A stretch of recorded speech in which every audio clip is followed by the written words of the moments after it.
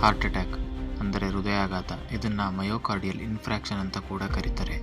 ಹೃದಯಕ್ಕೆ ರಕ್ತ ಪೂರೈಸುವಂತಹ ಆರ್ಟರಿಗಳಲ್ಲಿ ಪ್ಲೇಕ್ ಸಂಗ್ರಹವಾಗುವುದರಿಂದ ಹೃದಯಕ್ಕೆ ರಕ್ತವನ್ನು ಪೂರೈಸುವುದು ಕಷ್ಟವಾಗುತ್ತದೆ. ಆಗ ಹೃದಯದ ಸ್ನಾಯುಗಳಿಗೆ ಹಾನಿ ಉಂಟಾಗುತ್ತದೆ. ಇದರಿಂದ ಹಾರ್ಟ್ ಅಟ್ಯಾಕ್ ಆಗುತ್ತದೆ.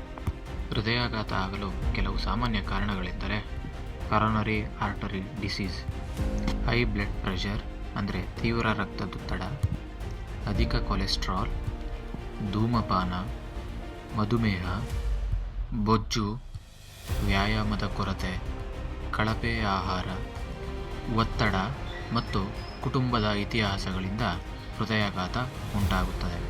ಹೃದಯಾಘಾತವು ರಕ್ತದ ಹೆಪ್ಪುಗಟ್ಟುವಿಕೆ, ಹೃದಯದ ಕವಾಟದ ತೊಂದರೆ ಅಂದರೆ ಹಾರ್ಟ್ ವಾಲ್ವ್ ಪ್ರಾಬ್ಲಮ್ ಮತ್ತು ಕೆಲವು ಔಷಧಿಗಳಿಂದಲೂ ಹಾರ್ಟ್ ಅಟ್ಯಾಕ್ ಆಗಬಹುದು.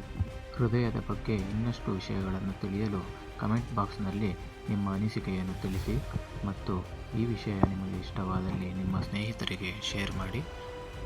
ಧನ್ಯವಾದಗಳು.